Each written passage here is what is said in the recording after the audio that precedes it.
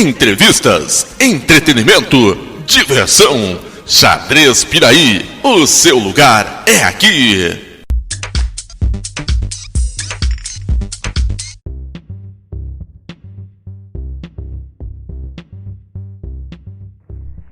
E aí galera, Xadrez Piraí na área. O nosso convidado de hoje é o mestre nacional Álvaro Alves de Almeida Júnior, um dos grandes jogadores paranaenses da atualidade e também é técnico das equipes dos Jogos da Juventude de Curitiba. Álvaro, inclusive, já representou o Piraí do Sul e obteve grandes resultados.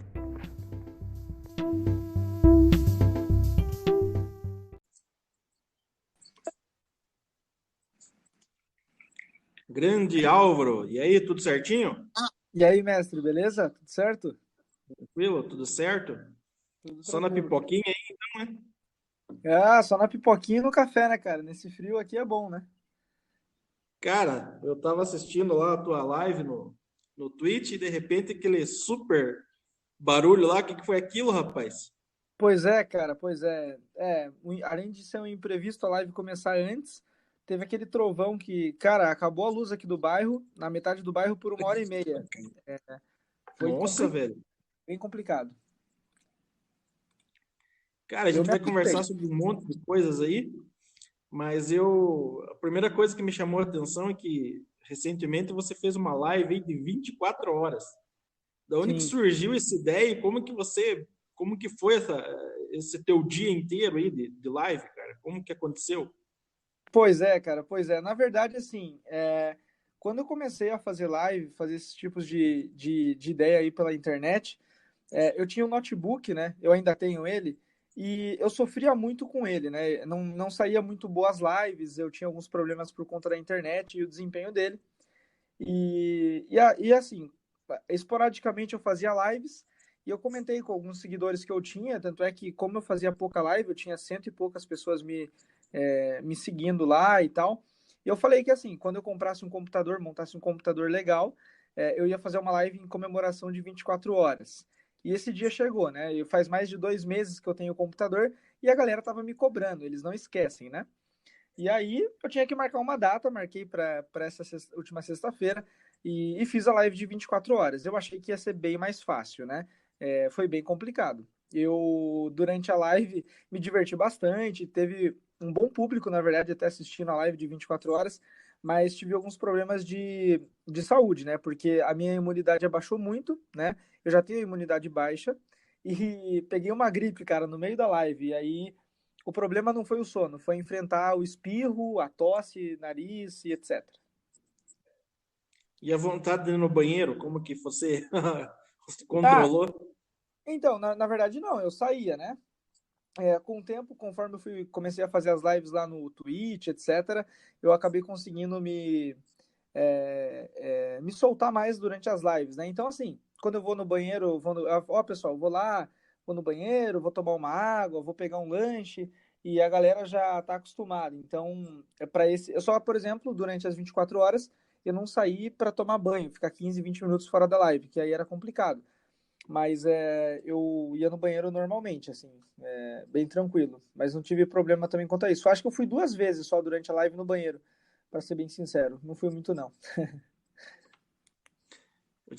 Hoje você faz as lives, atualmente, eu quero dizer, você faz as lives todos os dias. Você tem alguma coisa, tipo, segunda-feira você já tem uma coisa pré-programada, terça, quarta, enfim, como que é a tua rotina de lives? Sim, sim.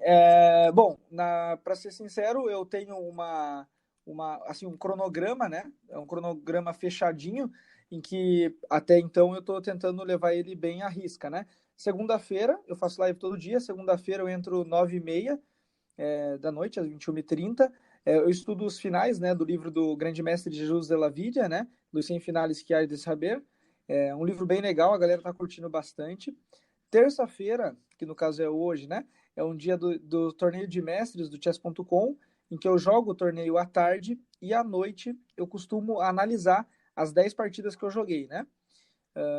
Quarta-feira é a quarta dos brothers, né? Que eu inventei um dia para convidar a galera. Você também sabe que está convidado. Só falta a gente agendar aí para você aparecer lá na live. E a quarta-feira dos brothers, né? Isso eu entro umas 9 horas. É mais para descontrair, ouvir uma música. É bem legal também. Quinta-feira é a quinta TBT, né? Que eu coloquei, que eu gosto de estudar os clássicos, né? De xadrez, alguma partida histórica, de algum match histórico, que eu acho que é bem legal também. A sexta-feira, né? Que eu gosto de colocar como a sexta-feira de torneios, né? Que eu organizo e a galera participa lá. Às vezes vale algum mínimo, às vezes não, mas a galera fica jogando. Sábado é o sábado DJ dos lances, né? Então eu fiz lá, eu selecionei algumas. Cada lance inicial das brancas ou das pretas, eu jogo correspondente à música que estiver tocando, né? Então a galera que está assistindo, eles escolhem a música, o estilo da música, e aí eu jogo, né? Tipo, E4 é rock. Se estiver tocando rock, por exemplo, eu jogo E4. Se estiver tocando sertanejo, eu jogo peão dama. E assim por diante, né? E domingo é o domingo dos esquilos, né? Que eu analiso as partidas dos seguidores e dos inscritos do canal. Só por curiosidade, se estiver tocando funk, que abertura que você joga? Cara, de cabeça eu não lembro, mas se eu não me engano, se estiver tocando funk, eu jogo B3. Salvo engano, é isso. Posso até dar uma olhada aqui. Na verdade, eu tô com o cronograma aberto. Você já vai ficar sabendo agora. Exatamente. Se eu jogo. É bem isso mesmo. Eu jogo B3 se toca funk. Ataque Larson? Ataque Larsen. Pra ser bem sincero, eu não tive assim um grande, né, um motivador assim para escolher esse tipo de abertura, né? Tipo, exatamente. Foi meio que na louca, né? Teve alguns que eu modifiquei porque eu percebi que tocava mais durante a live e era mais, tipo, era mais fácil jogar as partidas, mas eu acho que foi bem interessante. Por enquanto eu fiz 2 vezes isso, deu bem certo. A galera curtiu bastante também. A ideia é legal. Tem alguns temas de música, né? Na verdade, alguns estilos de música que ainda não se encaixaram, né? Dentro do meu cronograma ali. Mas eu pretendo colocar, tipo, música clássica, se eu não me engano, acho que não tem, por exemplo. Bacana, cara. Umas ideias bem legais mesmo. É, E você pode continuar. é diferente. Na verdade, eu percebi que a galera gosta de coisas inovadoras, assim, por parte ali dos streamers e tal. E aí, uma das minhas ideias foi essa, né? Nossa, bem interessante mesmo. Vou procurar acompanhar mais essa parte e mandar alguns temas para você aí. É uma boa. E além disso, você também é bem atuante nas outras redes sociais, né? Instagram, no YouTube. O YouTube você faz o quê? Um vídeo por semana? Como é? Ou você Pois não tem é. um cronograma, digamos, fixo? Então, eu confesso que eu sou um pouquinho relaxado nessa parte. Assim, eu tentei manter um cronograma direitinho, postar vídeo e tal, só que eu tenho problema com a parte da edição dos vídeos. Eu acabo me apegando muito e demoro para editar, porque eu gosto de uma coisa bem caprichada, né? E às vezes eu quero postar o vídeo na segunda e eu prometo pra galera e não consigo. Mas geralmente, uma vez por semana, pelo menos, tem vídeo no canal, né? Recentemente eu postei um vídeo da treta lá do Nepomniachtchi com o Luiz Paulo Supi e deu uma quantidade de visualização que eu não tinha esperado, né? E acabei ganhando muitos inscritos no canal. Então, meio que agora eu tô tendo que ter uma rotina mais certinha. Tanto é que hoje eu já gravei um vídeo para postar, ele vai sair amanhã no canal. Então, eu tenho que realmente ter uma rotina, né? Porque o YouTube, ele trabalha com, acho que é algoritmo que fala, né? Que ele vai entregar o seu vídeo conforme você coloca ele no canal de uma maneira sempre padronizada, talvez num horário padronizado, em distâncias de dias também de maneira padrão, que aí ele gosta disso, né? Então ele entende que você está levando a sério o canal, etc. E aí o YouTube ele consegue entregar para mais pessoas, etc. Tem bastante coisa relacionada a isso. Eu preciso caprichar mais. O Nepo não é a primeira vez que tem uma treta com algum brasileiro, né? Ele já teve com o Fear, se eu não me engano. Exatamente. Eu conheci aquele vídeo lá, que é um vídeo que ele joga com o Fear, ele joga 2 partidas de Blitz, né? E quando eu vi a primeira vez, eu fiquei assustado, né? Eu não sabia que o Nepo, ele tinha aquele tipo de atitude, né? Mas é interessante, né? Ver como esses caras grandes no xadrez, eles às vezes acabam tendo alguns problemas, assim, relacionado à parte da derrota mesmo, né? E ele perdeu pro Fear aquela partida e acabou empurrando as peças, o Fear ficou bem sem graça, não foi uma atitude muito legal, né? Então, depois do que aconteceu com o SUP, aí me subiu meio que o sangue. Tanto é que o vídeo que eu gravei, que eu postei no YouTube, eu gravei, acho que era 2 horas da manhã. Eu tava em live, na verdade, na hora que aconteceu a treta. Aí eu desliguei a live e fui direto pro canal fazer o vídeo, né? E eu tava meio que, acho que com... Indignado. Exato, tava indignado na hora, né? Então foi complicadinho. Mas foi interessante, assim. Graças a Deus o Nepo pediu desculpas, né? O Sup comentou no vídeo lá, falou que o Nepo se retratou, mas ainda assim não apaga a atitude que ele teve, né? Eu achei meio complicado. Na verdade, assim, eu não sei se ele pediu desculpas porque realmente ele se arrependeu, porque houve muita pressão da galera em cima disso, né? Sim, sim. Tanto é que, assim, esse acontecimento, ele rolou na segunda-feira, e na terça-feira, que tinha o torneio do Title Tuesday, né, o torneio de candidatos lá de mestres, na verdade, o Nepo não participou, porque eu lembro que eu, pelo menos durante a live, eu falei, pessoal, vamos lá na conta do Nepo, vamos banir o Nepo, fiquei bem louco, né? E a galera, eu acho que os brasileiros, não só os que estavam na minha live, mas depois por conta do vídeo, acabaram com certeza mandando muitas mensagens pro Nepo e ele deve ter se assustado. Então, assim, igual você falou, possivelmente por conta de algumas pressões que ele deve ter levado, e daí ele foi lá e pediu desculpa pro Sup, né? Não sei se é realmente uma coisa que ele fez por espontânea vontade. Álvaro, você que participa com mais certeza, tenho certeza que você participa mais e com certeza você entende melhor do que muita gente essas questões dos torneios online, no Lichess e no chess.com. Aham. E eu não sei se você concorda comigo, mas existe uma certa, digamos assim, uma era do denuncismo. É claro que existem jogadores que trapaceiam nessas plataformas, mas também existem jogadores que jogam muito bem e acabam sendo denunciados e acabam sendo banidos. Como que você tem conhecimento de como que funcionam essas plataformas nesse sentido? Porque me parece que existe uma certa caça às bruxas nesse sentido. E pior, me parece que quando o jogador joga bem e ele ganha uma partida, aquela pessoa que perde acaba ficando bravo, vai lá e faz denúncia e convida mais um amigo para fazer denúncia. E aí, de repente, quando você vai analisar as partidas, você vai dar uma olhada nas partidas, realmente a partida não tinha nada a ver. O cara entregou peça, levou mate e aí acaba denunciando. O Lichess, acho que nesse sentido, ele não tem nem direito de defesa, ele não tem um tempo, ele bane direto. Como que É. funciona? Tem conhecimento disso? Então, eu conheço um pouquinho mais sobre o chess.com, que é o site que eu mais jogo, assim. Eu jogo no Lichess também, jogo nos outros sites, mas o que eu mais jogo é o chess.com. Assim, até onde eu sei, é interessante. Os dois sites, eles têm uma maneira, eles têm um sistema, né, eles têm um boot, que ele automaticamente ele pega se a pessoa está usando realmente engine ou não. Só que assim, ele leva em consideração históricos de partida. Então, por exemplo, às vezes você vai jogar uma partida em que você realmente vai jogar muito bem e vai acertar diversos lances. Mas isso vai variar muito da posição, do estilo da partida, do nível dos dois jogadores. Então são muitas variáveis. O computador ele é muito esperto. Então, assim, por mais que às vezes você vá e denuncie alguém, o chess.com, pelo menos, ele demora um pouco para banir, porque ele faz uma análise e uma varredura completa. Então, assim, tem um sistema que ele, por conta própria, ele vai procurar ver se o cara está usando ou não algum tipo de artifício, algum tipo de ajuda. E se ele, por exemplo, ele percebe, na hora cai tua conta, não tem o que fazer.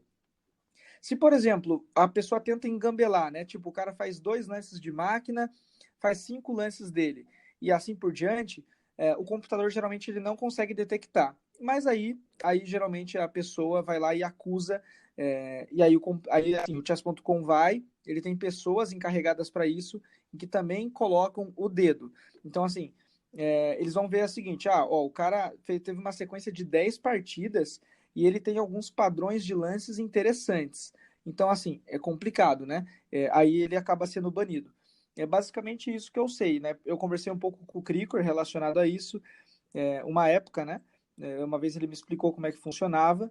Não dá para a gente sair acusando todo mundo, e é aquele negócio, né, Maurício?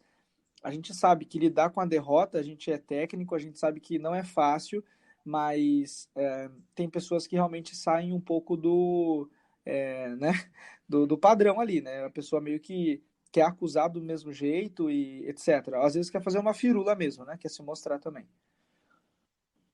Entendi. E existe algum tipo de punição ou banimento para as pessoas que, de repente, acusam toda hora? Por exemplo, certo?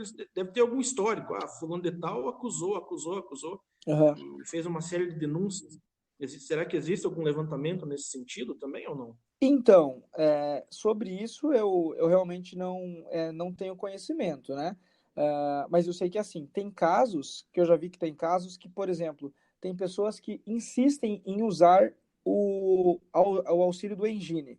E o que, que acontece? O chess.com, pelo menos, eu vi duas contas já que foram encerradas, e assim, o cara tem o IP do computador banido. Então ele não consegue mais criar conta no chess.com Ah, por aquele IP. Então, assim, é meio que uma punição. O cara, se a tua conta for encerrada por uso de engine, você não recupera mais aquela conta. Vai ter que fazer outra e paciência. Isso com certeza é um problema, né? Mas se a pessoa é reincidente e fica usando, eu sei que provavelmente eles devem ter algum tipo de meio de controle para, tipo, banir o IP da pessoa, alguma coisa assim, porque daí também já passa dos limites, né? sim, sim, com Então, certeza. assim, por exemplo, pelo histórico da pessoa, eu acho que não. Porque, assim, eu tenho até alguns amigos meus que utilizaram já a Engine, tiveram as contas encerradas, né? E eu achei isso engraçado. Até tem um fato curioso, que foi até interessante que você tocou nesse assunto. Eu nunca tinha visto isso na minha vida. Eu estava dando aula, né, para um aluno meu aqui em Curitiba, aula na hora pelo Skype, e assim, depois do treinamento, eu fui jogar umas partidas com ele. E na primeira partida que eu vou jogar com ele, tipo, ele tá usando câmera, tudo, né? É um aluno meu de 12 anos. Ele joga, assim, na hora que dá o lance 10 da partida, no Lichess, o Lichess encerrou a partida, falou assim: o jogador de brancas está usando ajuda de computador. E eu e ele ficamos completamente assustados, a gente não entendeu nada. E a gente não entendeu o porquê que aquilo ali aconteceu, porque eu nunca tinha visto isso na vida. E assim, ele estava na minha frente ali, eu estava vendo, ele estava com o computador, né? Não tinha nenhum tipo de engine, e eu não sei se foi a demora que ele levava para alguns lances. Na abertura ele acertou todos os lances, porque é a abertura que ele joga, mas eu creio que por algum padrão, né, que o sistema de anti-trapaça tem ali, ele pegou ele e falou que ele usou engine. Mas assim, não fechou a conta dele. Encerrou a partida, depois a gente começou outra e seguiu normal. Bem engraçado, né? Eu nunca tinha visto isso. Nossa, eu também nunca tinha visto isso. Nem sabia que isso poderia acontecer, né? Porque geralmente as pessoas que são banidas, ou as contas que são banidas, é uma denúncia posterior e tal. Pois é.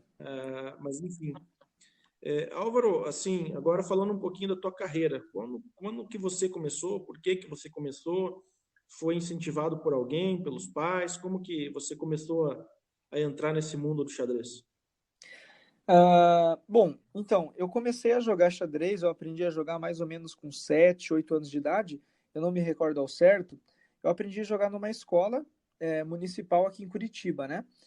Que fica aqui do lado de casa, praticamente, no meu bairro onde eu moro ainda, que é a escola Dietmar Brepol. Bom, ali tinha um projeto de xadrez, né? Que era basicamente uma aula por semana, em que todos os alunos da escola participavam das aulas. Era a professora Adelaine que dava aula ainda. E eu lembro que eu aprendi a jogar lá, basicamente. Eu gostei do jogo, né? Eu achei interessante. E naquela época, se eu não me engano, o circuito que tinha em Curitiba acho que era circuito escolar, alguma coisa do gênero. E eu lembro que eu ia jogar, né? Eu jogava às vezes os torneios, mas assim, eu sempre fui um dos piores. Eu confesso que eu não gostava tanto de jogar assim. Eu ia mais pela bagunça, para comer o lanche, né? Eu achava esse lado mais interessante, o contato com as pessoas, e aprendi a jogar na escola. E aí, nesses torneios, eu acho que eu levei 1 ou 2 anos sempre assim, fazendo 2 pontos em 6, 3 pontos, algo do gênero. Eu acho que eu não me destacava tanto até a terceira série. E aí, na quarta série, na quinta série, que hoje é o sexto ano, né? Quinto ano, eu acabei me destacando um pouquinho mais, né? E Curitiba sempre tiveram jogadores muito bem formados, né? Mas eu não sabia que eu jogava, tipo, tinha uma noção do jogo, né? Eu nunca tinha estudado xadrez na vida, né? Eu tinha aula na escola, aprendi a checkmate em um, e praticava, né, com meus amigos. O David, principalmente, o Bruno Ailton também, que aprenderam na mesma época, a gente era da mesma sala.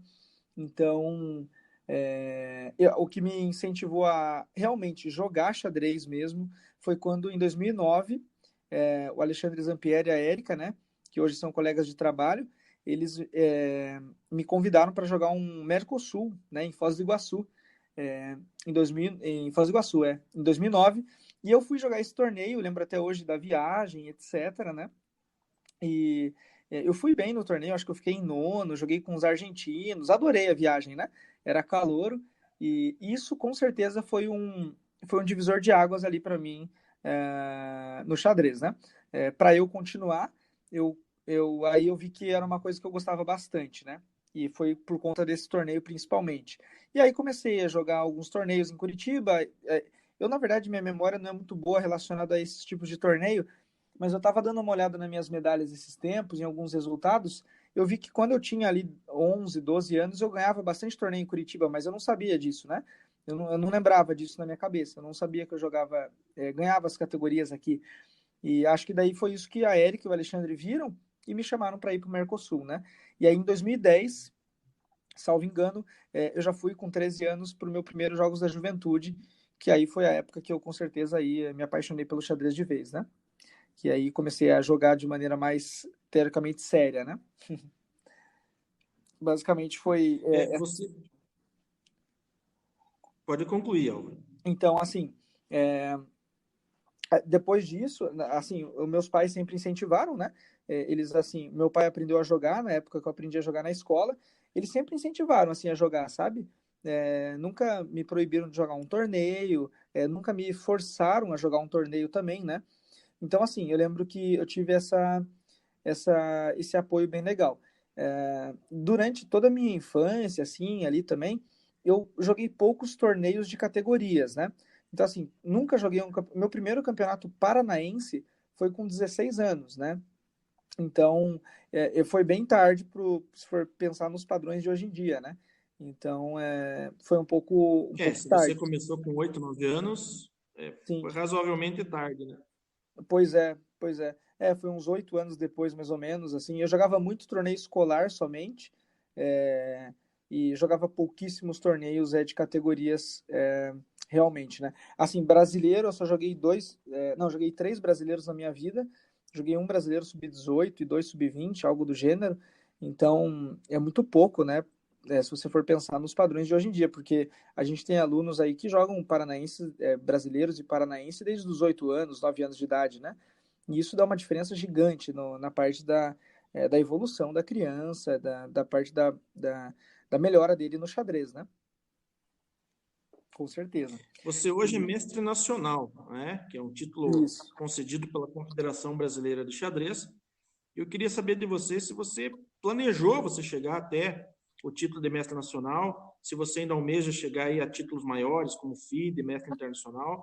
Como que você recebeu essa láurea de mestre nacional?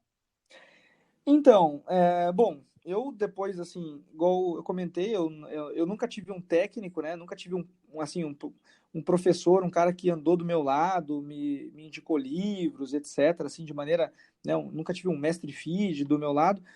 Então, assim, tudo que eu fiz foi tudo braçal, né? Então, assim, eu lembro que com 15, 16 anos eu peguei um primeiro livro de xadrez, comecei a dar umas folhadas, mas eu sempre fui meio preguiçoso naquela época. E assim, eu sempre tive assim, eu queria, né, eu via lá os grandes mestres internacionais, mestres FIDE, e eu me espelhava neles, né? Eu via aquilo lá como uma maneira de você crescer no esporte, né? Eu já acreditava que o xadrez era um esporte, com certeza. E bom, visto isso, jogando alguns abertos do Brasil, etc., eu queria, com certeza, virar mestre FIDE, mestre internacional. O mestre nacional, eu comecei a ver depois que no Brasil foi colocado, né? Eu lembro que desde 2015, se não me falha a memória, foi a partir daquele ano que eu queria, pelo menos, virar mestre nacional. Mas o que acontece? Naquela época, há 5 anos atrás, eu lembro até dos torneios que eu joguei, o título de mestre nacional, ele era apenas para jogadores que passassem de 2.200 pontos de rating FIDE, de standard, né? Ou da Confederação Brasileira de Xadrez. Então, com certeza, era uma marca bem difícil de atingir, porque não é fácil atingir esse rating, né? E assim, naquela época tinha brasileiros amadores, né? Em que o campeão, apenas o campeão, ele ganhava o título de mestre nacional. Então eu lembro que em 2015, por exemplo, eu fui para São Paulo jogar um torneio. Eu fui com alguns amigos meus, o David foi junto, o Janderson, uma galera de Londrina. E lembro que joguei esse torneio, foi no Clube Pinheiros, e a gente tinha, né, aquele sonho. Eu era sub-2000 na época, e passei longe de ganhar o título de mestre nacional, mas eu sempre almejava esse título, né? E o que aconteceu? Esse título, ele era um título muito valorizado, principalmente naqueles anos. E aí, como você já sabe, foi passando os anos, etc. O título ele foi perdendo um pouco do seu valor dentro do Brasil, por conta, enfim, de alguns torneios que vão sendo realizados de maneiras meio que aleatórias para distribuir o título por distribuir. E aí eu ganhei o título no ano passado, em 2019. Eu fui jogar ainda assim, não tinha ainda esses torneios que está acontecendo esse ano. O título de mestre nacional, ele era bem valorizado. E eu já tinha passado de 2.100 pontos de rating e fui jogar o Continental das Américas, né? Então, assim, o Saulo, que é o pai da Sara, uma aluna minha aqui de Curitiba, é super talentosa também. Ele foi um dos caras que me empurrou de vez para jogar o torneio, né? Ele falou, Álvaro, você tem que ir lá e tal. Por quê? O torneio ele era em 11 rodadas e você tinha que fazer 11 ou 10 rodadas, agora não me recordo, você tinha que fazer 50% dos pontos, né? No torneio mais forte do continente para você conseguir virar mestre nacional. Bom, eu fui, né? Foi um torneio bem caro, nunca paguei uma inscrição tão cara na minha vida. Achei um absurdo, mas fazia parte do evento, né? Um evento daquele calibre que dava vaga para a Copa do Mundo, né? Cheio de grande mestre, né? Imagina, meu olho brilhou no ano passado, né? Eu já tinha mais de 2.100, mas eu parecia uma criança que tinha acabado de jogar um primeiro torneio. Cheio de grande mestre ali, que eu nunca tinha visto na minha vida pessoalmente, jogando do lado dos grandes jogadores brasileiros, dos grandes aí da Iturrizaga, né? Mareco. O Mareco não estava jogando, mas ele estava andando pelo salão. Leitão, Mequinho, todos aqueles caras. Enfim. E aí eu consegui, né, atingir aí a pontuação, né? Eu joguei com 2 grandes mestres e 7 mestres feed e só em 2 rodadas no torneio, então foi 11 rodadas. Só em 2 rodadas no torneio que eu não peguei nenhum titulado, que foram bem as rodadas que eu puxei, né? E as 2 partidas que eu puxei, que a gente fala, né? E não foram partidas fáceis, né? Que foi contra um rapaz do Suriname, se eu não me engano, e o Douglas Genirdache, de São Paulo. Foram partidas bem duras. Então não tive vida fácil, né? E bom, depois que eu consegui o título de mestre nacional, eu fiquei bem feliz, né? Não foi um torneio fácil para eu jogar, porque eu lembro que foi um dia antes de eu viajar. Na verdade, sim, no dia que eu fui viajar, a minha cachorra, a mais velha aqui de casa, ela acabou falecendo, né? E foi uma viagem muito complicada, né, para eu conseguir fazer. Lembro que eu chorei bastante, então eu fui meio que abalado para o torneio. Aí eu consegui voltar, graças a Deus, com um bom resultado, com título, joguei boas partidas, perdi partidas que eu estava completamente ganho ou empatado, mas faz parte, e voltei. E eu fiquei bem surpreendido com a quantidade de pessoas que ficaram felizes pelo título que eu consegui. Assim, eu tenho muito amigo, muitos alunos também, muitos queridos, né? E que eu cheguei no treino uma vez e eu ganhei um diploma, né? De mestre nacional pela Confederação Brasileira.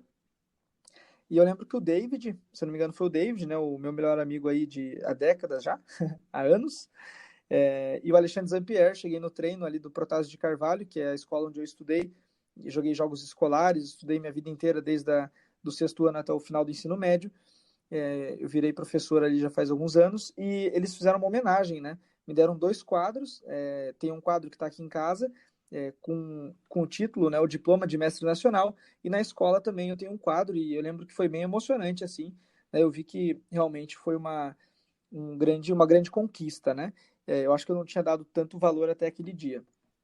E bom, pensando nisso, né, depois que eu vi que passou esse acontecimento, a gente entrou nesse ano rolou essa questão da quarentena, que até agora a gente está aí, né, estamos em casa, e a Confederação Brasileira começou a organizar alguns torneios um pouco duvidosos, em que eu acho, né, com o perdão da palavra, bem ridículo, né? torneios online, de Blitz e de Bullet, valendo mestre nacional para os 3 primeiros, né? Claramente, né, me parece ser uma maneira de conseguir ganhar dinheiro, porque o título de mestre nacional você tem que pagar, né, para você ter o título vitalício. E isso me fez pensar em voltar a estudar seriamente xadrez, né, que faz 1-2 semanas que eu voltei a estudar xadrez de verdade, que agora eu almejo realmente o título de mestre FIDE, né? Eu estou hoje com 274, né? Então faltam aí 126 pontos, né? Se colocar na ponta da caneta para virar mestre FIDE, mas eu espero que eu consiga alcançar esse título, pelo menos passar os 2.200, alguma coisa do gênero, né? Então eu pretendo virar mestre FIDE pelo menos aí no xadrez. E vai conseguir, porque como eu já te falei alguma vez, eu acho que você ainda vai ser um dos grandes titãs do nosso xadrez paranaense aqui. Álvaro, existe algum jogador em que você se espelha ou que você admira para que você tenha essa determinação de seguir adiante? Bom, assim, de maneira geral, eu acho que pelo menos os jogadores assim do Brasil, assim, eu não tenho assim, uma pessoa que eu realmente me inspire, né, no sentido de continuar e tal. Mas assim, eu gosto de muitos jogadores, né? Um jogador que eu gosto muito é o Kasparov, né? Então, assim, eu tenho assim um apreço muito grande pelo cara. Eu acho que ele foi não só eu, né? Muita gente acha que foi o melhor de todos os tempos. E assim, eu vejo, às vezes eu assisto alguns filmes, algumas documentários, né? Alguns documentários sobre o Kasparov, e isso me faz querer evoluir muito mais no xadrez. E um outro jogador em específico, que com certeza é um que também me ajuda, assim, cada vez que eu quero dar uma melhorada no xadrez, dar aquele up, eu dou sempre uma lida, eu vejo algum tipo de vídeo, é sobre o Anand, né? O indiano lá é o maior esportista da Índia de todos os tempos.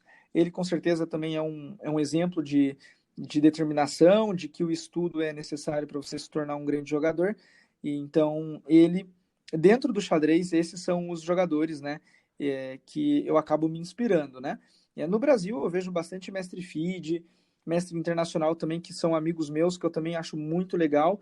Eu não vou citar os nomes, senão eu posso deixar alguns aqui de fora, mas a galera sabe aí que eu gosto bastante também de muitos jogadores aqui do nosso país, né? Acho bem legal mesmo. Já que você falou no Kasparov, e eu também o considero o maior da história, qual que é o teu top 5 de grandes jogadores da história? Esse top 5 é sempre complicado de montar, né, Maurício? Mas assim, eu vou começar pelo número 1, né? Então eu vou começar pelo Kasparov, né? Como eu já havia dito. Para mim, o número 2 é o Bobby Fischer, né? O norte-americano que com certeza entrou para a história. E querendo ou não, as aberturas do Fischer, algumas linhas que o Fischer jogava, serviram de inspiração para o Kasparov jogar depois, em seus matches e na sua preparação. Então o Fischer em segundo. Eu coloco o Magnus Carlsen como terceiro, né? Muita gente já coloca ele como segundo, ou até mesmo como primeiro, mas eu ainda acho que, eu como não gosto tanto do Magnus Carlsen assim, né? Tipo, agora sim, eu tô achando ele cada vez mais incrível, mas eu tava esperando ele provar, né? Provar ainda mais. Mas o cara realmente é um monstro, né? Então eu acho que o Carlsen já tá número 3, eu coloco ele aí. E número 4, eu coloco o Anatoly Karpov, né? Também o russo aí que brilhou na época que foi campeão mundial, etc. Foi um russo muito forte, com certeza. E assim, o quinto é muito complicado, eu acho bem difícil, mas eu vou colocar aí o Capablanca, né? O cubano, né? Que na verdade jogava um xadrez muito refinado, em que eu comecei a gostar muito da história do xadrez do início desse ano para cá. Comecei a estudar bastante e vi que o Capablanca ele era meio que absurdo, né? Então assim, eu coloco o Capablanca em quinto, mas ali empatado com muitos outros jogadores, né?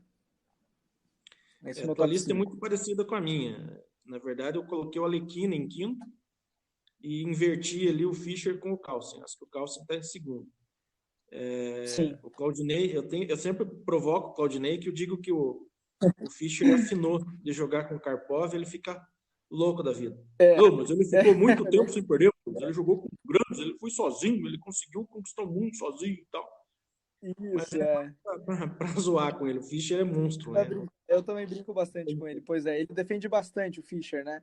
E, e assim, ele é munido de argumento, né? Mas a gente sempre consegue dar uma dobrada nele. Grande Claudinei, né? Sim, sim.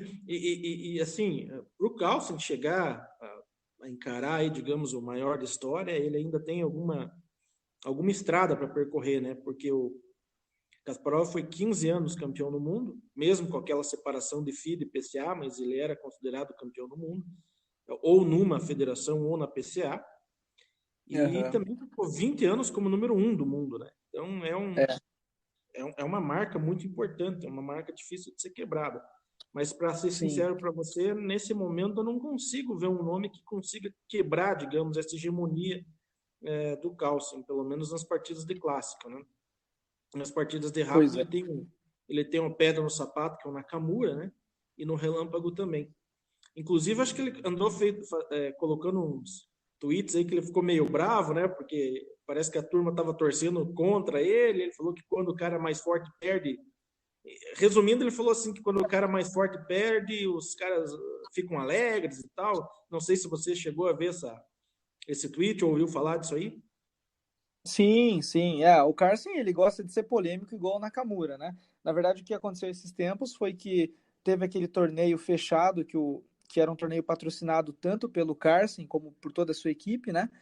E que era um torneio dele, que, né, tinha o nome dele, e entre os convidados tinha o Nakamura, e se eu não me engano, o Carson, ele fez um comentário, falou que o Nakamura gostava de jogar o torneio, mas o Nakamura não gostava de transmitir o torneio no canal do próprio Nakamura, porque assim, o que acontece? O Chess 24 estava tendo poucas visualizações, tipo 1.000 visualizações, 2.000 visualizações, enquanto o Nakamura estava jogando no chess.com, tendo 22.000, 20.000 visualizações. E aí o Carson ele ficou um pouco mordido e achou isso ruim.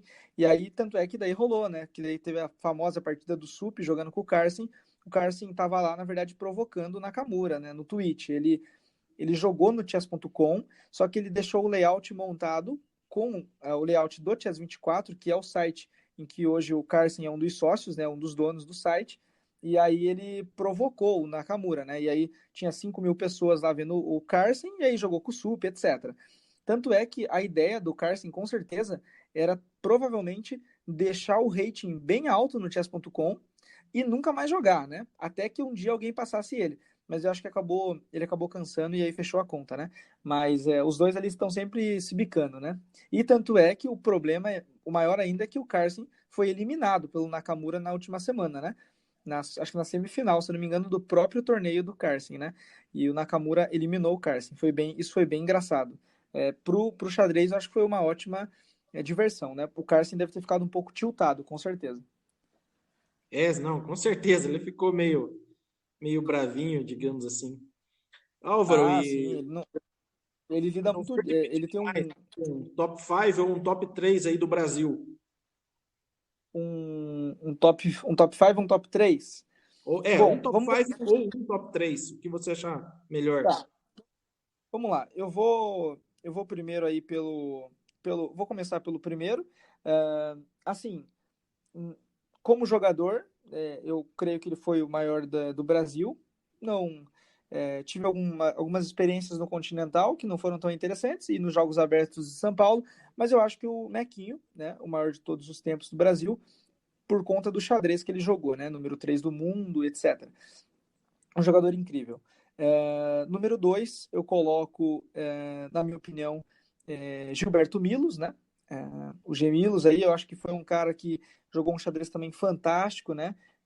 Ele conhece muito de xadrez em todas as fases do jogo, abertura, meio jogo, final. O cara é um monstro, né? Número 3, eu coloco aí, é difícil colocar o número 3, então acho que por isso que eu vou ter que abrir aí uma exceção e fazer o top 5. Eu vou colocar o 3 aí, o Vescov, né? Giovanni Vescov de São Paulo. Eu acho que também é um cara, assim, que jogou um xadrez absurdo, foi top 50, top 60 do mundo, se não me engano. Tinha um xadrez também muito refinado. Em quarto, eu vou colocar aí o Rafael Leitão, né? Como atualmente, eu não sei se ele é o número 1 mais do Brasil, eu acho que não, mas o Leitão também, pô, é até complicado colocar ele ali, né, em quarto lugar e não em terceiro, porque ele foi campeão mundial 2 vezes, e uma das vezes que ele foi campeão mundial foi sub-18, né? O que é uma coisa impressionante. Não é nada fácil ser campeão mundial, imagina sendo sub-18, né? E o Leitão conseguiu essa façanha, esse feito. Acho que é o único brasileiro que tem o título aí de bicampeão mundial. E em quinto lugar, vou colocar aí o nosso paranaense, né? O Jaime Sunier, né? Que eu acho que também é um jogador fantástico, em que teve excelentes resultados durante toda a sua carreira. Medalha de ouro, se eu não me engano, nas Olimpíadas, né? Em 1996, não, 92, se eu não me engano.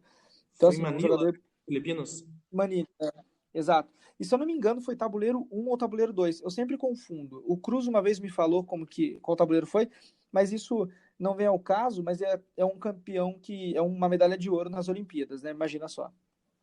É um monstro, né? Então acho que esse é o meu top 5 do Brasil aí. E aqui no Paraná? Nossa. Bom, o Sunier do Paraná, eu vou colocar ele como número 1, né? Sunier aí vou colocar como número 1, com certeza.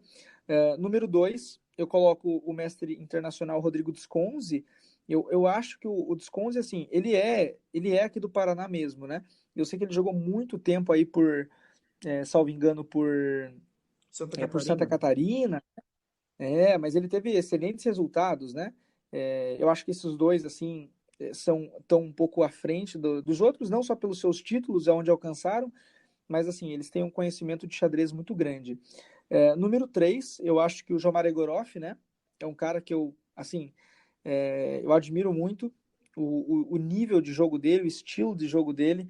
É um ótimo professor também, né? Ele tem uma formação muito boa lá em Maringá.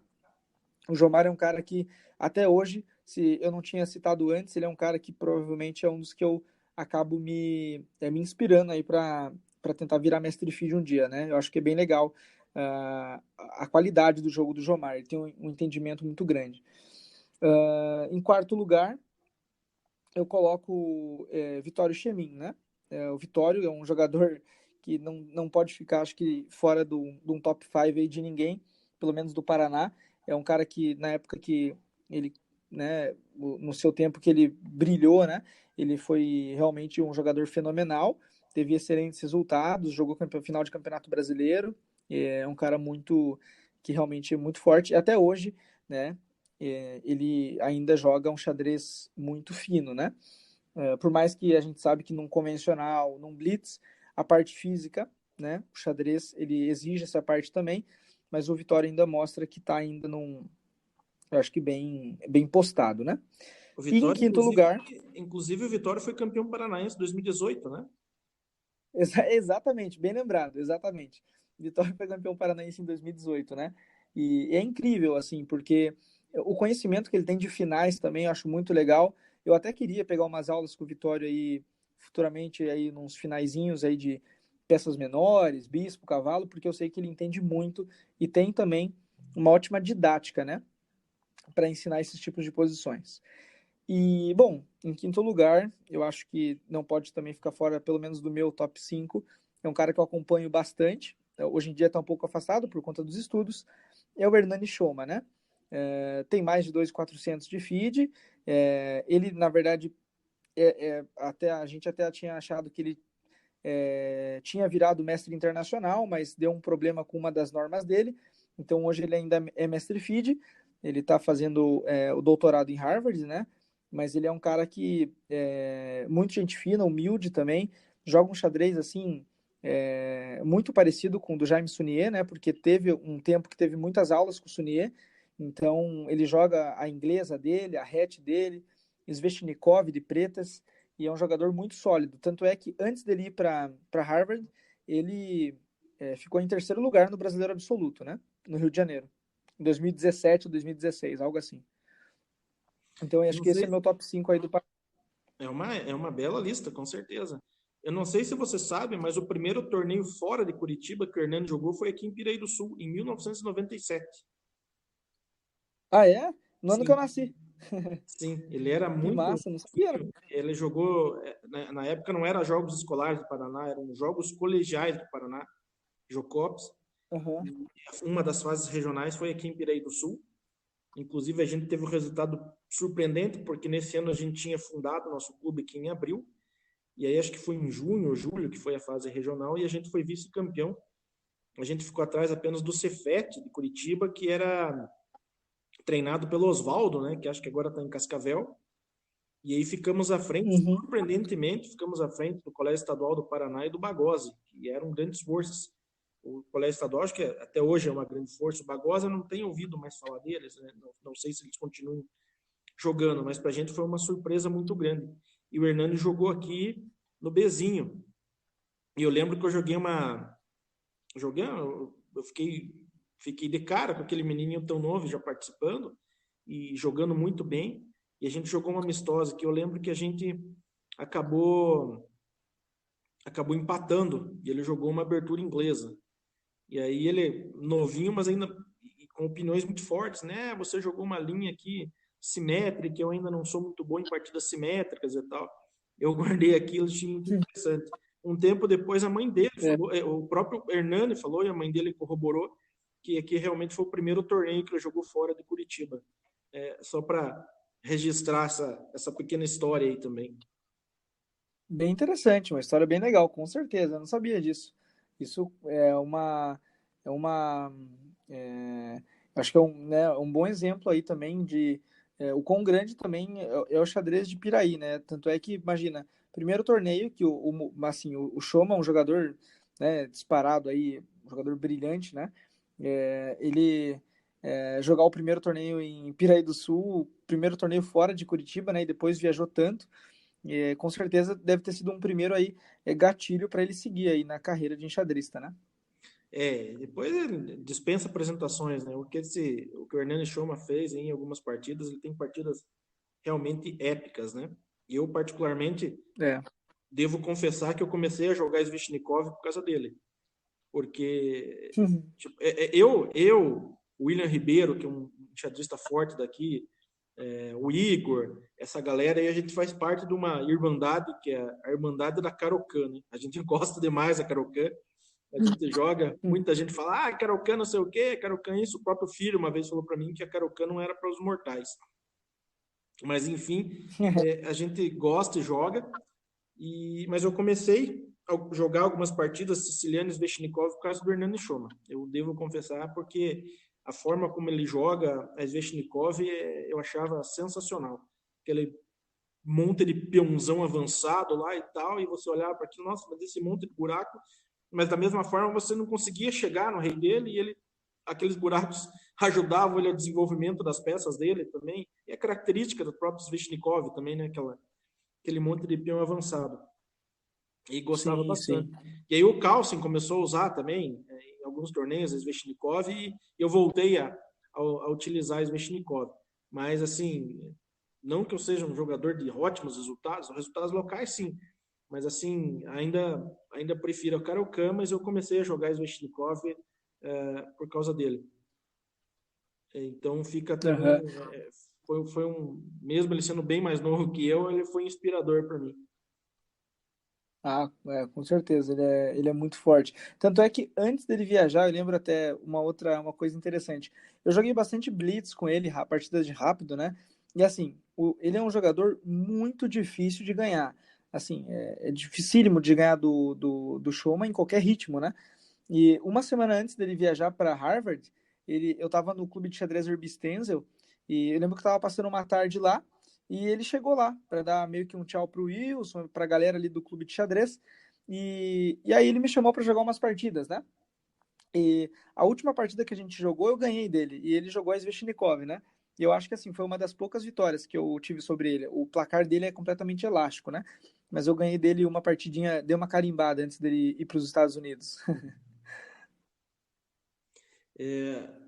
Álvaro, você faz parte da nossa história do xadrez aqui. Você teve 3 grandes momentos com o xadrez Piraí, que deixa eu ver se eu lembro pela ordem. O primeiro foi aquele título sensacional dos Jogos Abertos Feminino, 2017. E aí depois a gente conseguiu aquele terceiro lugar épico nos Jogos Abertos ano passado, que realmente Pois é. foi épico, foi lindo demais aquele terceiro lugar. e aí depois você bateu na trave ali no Paranaense, acho que finalzinho do Sim, ano passado, né? Que exatamente. o Carlos Martins acabou ganhando. Conta pra gente o que que você tem de lembrança, boa ou não tão boa, ou alguns momentos engraçados dessas 3 participações pelo Xadrez Piraí. Cara, olha, para ser bem sincero, eu não lembro de ter recordações ruins, né? Muito pelo contrário, tenho recordações muito boas, né? Primeiro que basicamente é uma família que me acolheu e que eu considero, até assim, tenho muitos amigos também em Piraí do Sul, né? Por conta que o xadrez me proporcionou, né? E assim, realmente, as 3 conquistas, elas estão todas elas no meu currículo, né? Porque primeira, né, em 2017 com as meninas, né, a gente foi para jogar o torneio dos Jogos Abertos e a gente conseguiu um torneio fantástico com as meninas, né, e aquele ano eu fiquei muito feliz, né, eu não foi a primeira vez, né, que eu fui convidado para trabalhar daquela maneira, né, de preparar, ajudar, é bem diferente, na verdade, né, quando a gente não está no tabuleiro, né. Foi uma experiência muito legal. As meninas também me acolheram muito bem, você, todo mundo, a galera ali. E gostei bastante, foi uma experiência incrível. Tanto é que é o meu único título, assim, Jogos Abertos com certeza, né, pelo feminino. Mas como um treinador, assim, que foi bem legal, né, junto com você, acho que foi muito show. E, bom, assim, dispensa comentários, né, no ano passado, né, que 2019 foi o ano que a gente ficou em terceiro lugar, né, nos Jogos Abertos. Eu me surpreendi, eu não achei que não sei como, foi uma época que eu acabei jogando muitas partidas boas, né, e é engraçado porque eu não tinha estudado, me preparado tão bem para tantos torneios daquele jeito, e eu joguei os Jogos Abertos. Eu não lembro exatamente as medalhas que eu ganhei, mas eu ganhei medalha em todas as modalidades, né? Tabuleiro, rápido, blitz e convencional. Mas assim, a parceria, né? No alojamento, a sua, a equipe, né? Que foi o Nemeth, o Serginho Busquet também, um fenômeno, o Christian, nossa senhora, o Jefferson, assim, o Nemo, todo mundo ali junto na equipe, tanto na equipe do absoluto, né? Como as meninas também, assim, dá para ver que a união ali faz a força, né? Então a gente conseguiu, até mesmo em algumas rodadas que pareciam ser quase que impossíveis tirar ponto, todo mundo ali, mesmo o cara tá jogando ou não, vinha ali o Christian, vinha o Serginho, ou a gente ia lá pro Christian, ia pro Sérgio, conversar com eles. A gente parece que se sente à vontade, né? Foi o primeiro ano que, por exemplo, o Nemeth jogou os Jogos Abertos por Pereira do Sul também, e se sentiu super à vontade com todo mundo, né? Para ver como que o negócio é bem ali, a energia positiva ali é muito muito interessante, né? Bom, dispensa comentários do torneio, né? Foi um torneio muito show de bola. O terceiro lugar dos Jogos Abertos, acho que a gente ficou atrás de Ponta Grossa e, e Maringá, né? Mas assim, a gente jogou, eu creio que de igual para igual contra as duas equipes. A gente não ficou, talvez se tenha tido um gosto amargo aí, tenha sido o terceiro lugar, por conta que a gente poderia talvez ter conquistado o vice-campeonato, né? Aconteceram alguns detalhes que rola no tabuleiro, né? Alguns percalços, mas faz parte. Mas eu acho que o resultado, ele assim, incrível, né? Pelo menos é um dos resultados que eu mais considero na minha carreira de enxadrista, é esse terceiro lugar com o Piraí do Sul nos Jogos Abertos. E no final do ano, né, para fechar com chave de ouro, também eu não fazia a menor ideia que eu ia fazer um torneio daquele. Quase fui campeão paranaense absoluto, né, com 22 anos de idade. Joguei um torneio bem interessante, ganhei do Carlos Martins, né, consegui ali bons resultados, empatei com o William Cruz. Ou não, empatei ou ganhei do... Não, acho que eu empatei com o Cruz, se eu não me engano. Então, assim, eu tive resultados muito interessantes representando o Piraí do Sul. Com certeza eu estava jogando ali também muito pelo peso da camisa, né? Eu queria representar bem a cidade. Afinal de contas, só tinha eu lá representando o Piraí e eu estava me sentindo no dever de tentar retribuir de alguma maneira para a cidade, de um modo geral, para fechar o ano. Bom, cheguei no final do torneio, né? Liderando o torneio, junto com acho que o Carlos Martins e o rapaz lá de... Eu não lembro de onde que ele era. É o Vanderlei, né? E, Ó, infelizmente, acabei Lukashevski. perdendo a última partida. É o Lukashevski. E acabei perdendo a última partida para o Bolívar, e foi bem engraçado, porque o Bolívar falou que, depois do final da partida, ele falou que foi a única partida que ele ficou preparando. O Bolívar nem tinha mais chance de ganhar o torneio, mas ele falou que foi a única partida que ele ficou preparando o resto do dia inteiro, né? Tipo, dormiu, nem dormiu, preparou de madrugada, e me pegou numa linha que é bem moderna, né? Uma das linhas mais interessantes aí na italiana, em que ele acabou me surpreendendo e me ganhou uma partida até que de uma maneira fácil, porque ele me ganhou na preparação da abertura, né? Então ele falou que ele sabia basicamente como que eu ia jogar, e infelizmente fiquei aí, acabei não ganhando o torneio, mas acho que tive um bom desempenho, gostei bastante também. Então, assim, as 3 lembranças que eu tenho por Piraí do Sul, elas são, assim, estão com certeza no meu currículo, né? História para contar. Fora o que a gente passa, né? Fora do tabuleiro ali, né? Isso que a gente não comenta das risadas, das histórias, é do iogurte que a gente toma de manhã, é do café que a gente toma à tarde, é da brincadeira na van, e enfim, né? Tem bastante coisa aí legal que a gente não esquece, não.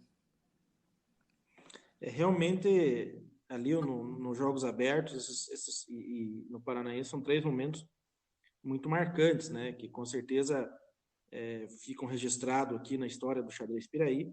A gente é muito grato. Eu sou muito grato a você por ter também nos permitido dividir isso com você, essa alegria, e você vestir a nossa camisa, e pode ter certeza que você honrou muito as nossas cores. A gente só tem a agradecer sobre isso aí. Álvaro, antes da gente encerrar, só perguntar para você, porque isso é meio que de praxe. Quais os livros que você indica, digamos assim, para quem está começando, para quem quer melhorar taticamente, ou um livro que fale sobre conceitos combinatórios, enfim, quais os livros que você indica, e qual um livro que marcou bastante você no xadrez? Então, bom, assim, como eu estou trabalhando muito como professor e técnico também, eu acabo vendo bastante tipo de livro, bastante temas, né? Mas, de maneira geral, eu gosto muito, né? Principalmente para as pessoas que estão ali bem no início da aprendizagem do jogo, então já numa maneira intermediária, a coleção do Yasser Seirawan, né? Que é o Xadrez Vitorioso, que ele tem 5 livros, né? É bem legal. O Yasser é muito didático, é um livro em português, fácil de ler, com anotação atual, a anotação mais moderna que a gente tem. É um livro que eu sempre indico, e até hoje eu trabalho com muitos alunos, né? Os que estão ali no início e nível intermediário. Esses são 5 livros que com certeza eu não li eles inteiros, né?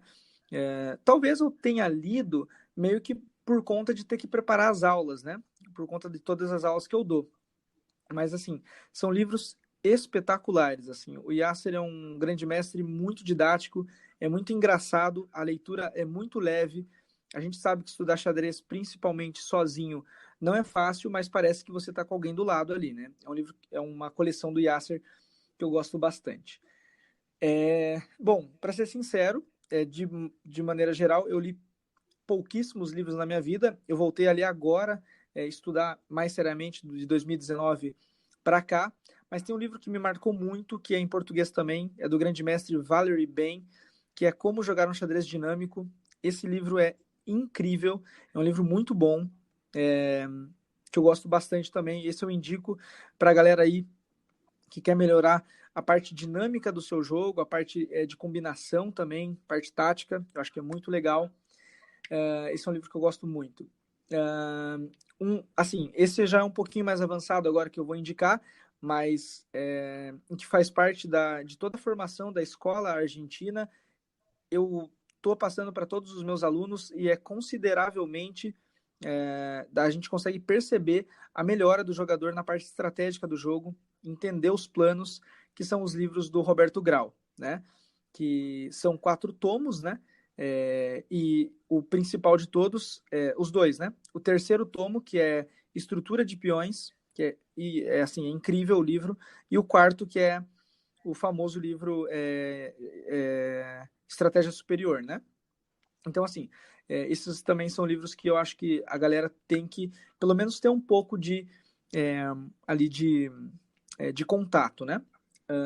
E gosto também de um livro que, assim, é o único livro que eu estava até lendo agora há pouco aqui, antes da gente começar. É um livro do Dvoretsky, que na verdade ele é um livro que ele tem muitos exercícios, é um livro um pouco mais avançado, mas é um livro bem legal, em que ele fala sobre basicamente que a gente tem que lembrar que a gente tem um adversário à nossa frente, né?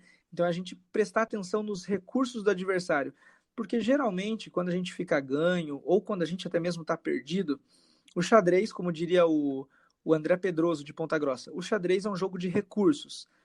Assim, o jogador que caça recurso, ele encontra recurso.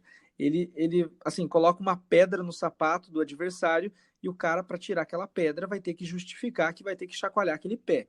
Então é muito interessante o livro do Dvoretsky. Eu acho que é o único livro que eu conheço desse tema, que ele tem muitos exercícios de prática, né, de tática também, de estratégia, em como que a gente tem que jogar.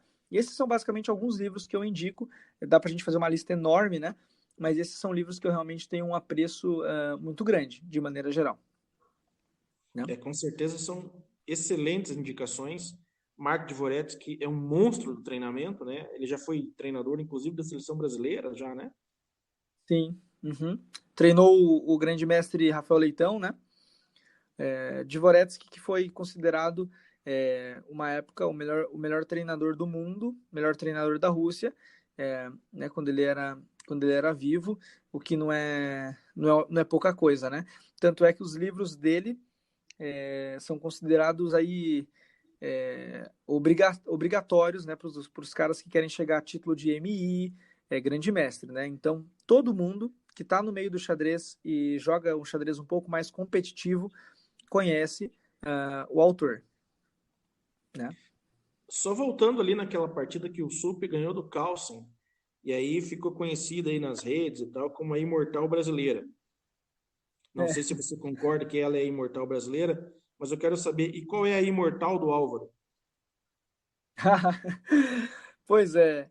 Bom, primeiro sobre a do Sup, eu não coloco como a imortal brasileira, né? Eu acho que, né, tudo bem que o Sup fez uma grande partida, aquele dama C6 contra o Carlsen não é para qualquer um, principalmente num blitz, mas eu não considero também assim colocar com ela como uma imortal.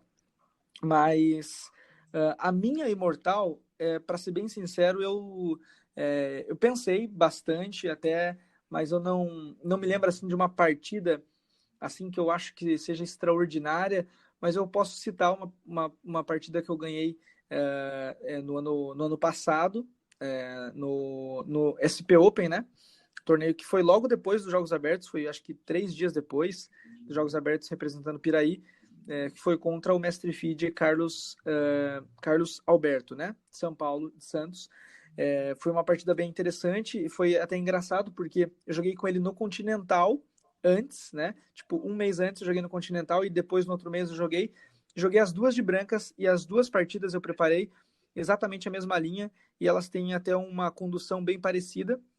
E é uma partida que tem bastante lance tático de combinação e que eu gosto bastante. Então, se eu for colocar, eu acho que essa é uma imortal que eu gosto bastante, né? Mas é difícil de elencar, porque são algumas partidas que eu joguei e eu não tenho uma memória também muito apurada para as partidas, né? Tenho partidas que são ao contrário de imortal, né? Tipo, eu não sei, pode ser partida mortal, né? Que eu podia apagar da minha memória, mas eu não consigo. Essas com E certeza tem uma muito, delas. tem Hã? muito dessas. Nossa, essa nem me fale, mas umas engraçadas, eu percebi hoje, eu joguei contra o falecido Euclides, né, em 2011, é até engraçado, eu nunca mais joguei num convencional o lance E5 contra E4 por conta do Euclides.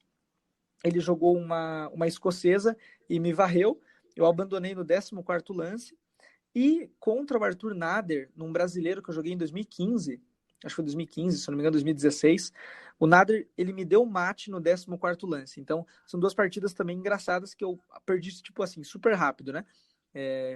Nem para grande mestre acho que eu perdi tão rápido assim. Então, assim, tem a imortal e todo mundo tem a sua mortal, né? Que você não esquece nunca, né? Eu acho que essa também é boa de citar. Álvaro, para a gente encerrar aqui, duas perguntinhas. A primeira dessas últimas aí, como o Álvaro se define como jogador? É um jogador tático? É um jogador posicional? Enfim, como você se define? E deixa um recado aí para a turma que está começando a jogar xadrez.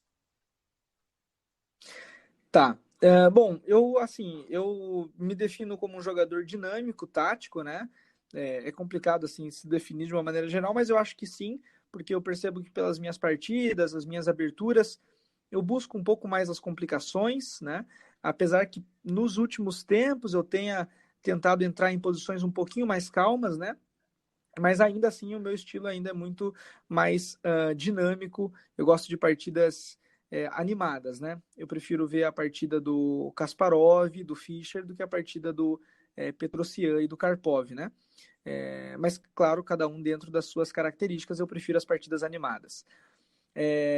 E, bom, falar para a galera que está começando, eu vejo muito o canal do Felipe Eldebs, grande mestre, eu vejo que ele faz umas perguntas interessantes para os outros grandes mestres, e se fosse para eu dar uma dica, eu com 23 anos hoje, para o Álvaro de 12 anos, é que se dedicasse, né?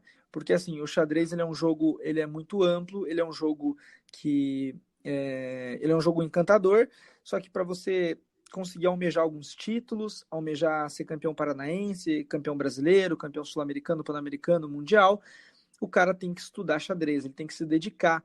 E eu comento muito com meus alunos, eu vi que melhorou muito do ano passado para cá, depois que eu tive essa postura, em que assim, o professor, o técnico, ele é um guia, ele é um rapaz que vai pegar na sua mão, ele vai te conduzir para o caminho, só que assim, ele não é responsabilidade total dele a melhora do xadrez do seu aluno. Eu acho que a dedicação do cara sentado em casa, pegar um livro, estudar as táticas, ver finais, ver vídeos, eu acho que é muito do aluno. Então eu vejo que a melhora dos meus alunos ultimamente, que eu tenho tido bastante aqui em Curitiba, depois do puxão de orelha, podemos dizer assim, que eu dei neles no ano passado, eu falei, olha, eu quando tomei vergonha na minha cara e comecei a estudar xadrez de verdade, foi sozinho, né? E assim, tem que querer. Então, acho que assim, o segredo é estudo. É assim, é 95% estudo, 5% talento. O cara tem que estudar xadrez, ele quer melhorar. Isso em tudo, né, Maurício? A gente que é da educação física, sou formado em educação física, você também. A gente sabe que em todos os esportes o cara tem que ter dedicação. Se ele quer ter bons resultados, não vai cair do céu, não vai cair de mão beijada, não tem o que fazer. Tem que estudar, tem que se dedicar. E faz parte, né? É aquele negócio, enquanto uns estão dormindo, né?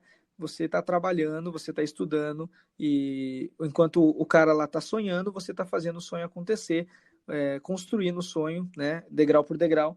Então, acho que isso é um exemplo bacana para a galera seguir, que a dedicação é bem importante. O melhor talento que existe é o trabalho duro, né? E aí depois os outros vão falar que é sorte. Exatamente. Álvaro, muito obrigado pelo teu tempo, por essa oportunidade, esse bate-papo. Quem sabe a gente volta ainda a fazer um outro podcast e a gente convida mais uns amigos para o papo ficar animado também. Muito obrigado mesmo, e quem sabe aí até uma próxima oportunidade. Vamos torcer para que essa pandemia passe rápido, porque a gente volta a se encontrar nos torneios da vida aí. Com certeza, né? Obrigado aí pelo convite, parabéns pela iniciativa dos podcasts. Eu estou colocando eles todos aí, estou me atualizando, eu já assisti, acho que eu já ouvi, na verdade, a maioria deles. Gostei bastante e continue com essa ideia, com esse trabalho fantástico que você faz em Piraí do Sul, não só no xadrez aí, mas como o ser humano que você é, e tá de parabéns aí também, e esperamos aí que acabe essa pandemia, esse vírus logo, para que a gente possa aí voltar aos torneios, né? Ativa, que é o que a gente gosta, é jogar com as peças e com o tabuleiro físico, né? Beleza, Álvaro? Abraço. Beleza? Fechou, mestre. Tchau, tchau.